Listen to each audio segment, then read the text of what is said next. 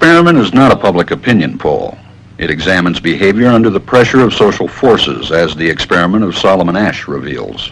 The experiment you'll be taking part in today involves the perception of lengths of lines. As you can see here, I have a number of cards, and on each card there are several lines. Your task is a very simple one. You're to look at the line on the left and determine which of the three lines on the right is equal to it in length.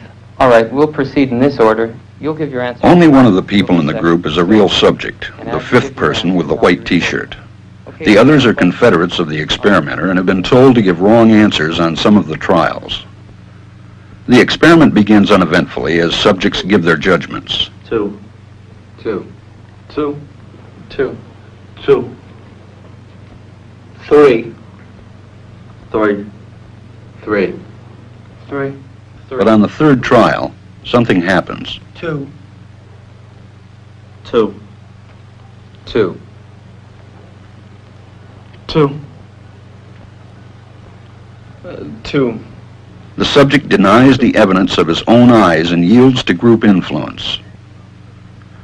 Asch found subjects went along with the group on 37% of the critical trials. But he found through interviews that they went along with the group for different reasons. 1.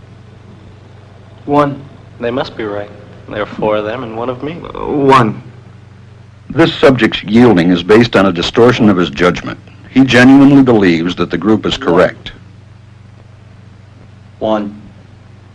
1. 1. 2. 1. 2. 2. 2. I know they're wrong, but why should I make waves? 2. In this case, the subject knows he is right, but goes along to avoid the discomfort of disagreeing with the group. Here, the distortion is at the level of his response. 2. 2. 2. 2. In the previous experiment, the naive subject stood alone against the group. In this variation, Asch gave the naive subject a partner, here seated in the third position, who also gives the correct response. 1. 1. 2. 1. 2. With a partner, yielding drops to only 5% of the critical trials compared to 37% without a partner. Although subjects report warmth and good feeling toward the partner, they typically deny that he played a role in their own independence. The partnership variation shows that much of the power of the group came not merely from its numbers, but from the unanimity of its opposition. When that unanimity is punctured, the group's power is greatly reduced. Sometimes we go along with a group because what they say convinces us they are right. This is called informational conformity. But sometimes we conform because we are apprehensive that the group will disapprove if we are deviant. This is called normative conformity. The strength of the normative factor is shown in another variation carried out by Asch. In this variation, the subject is told that because he had arrived late, he would have to write his answers.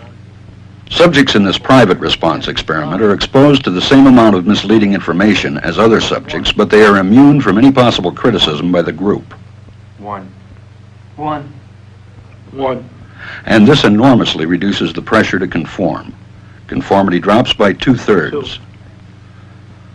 Asch's experiment is a classic. It reveals how people will deny what they see and submit to group pressure.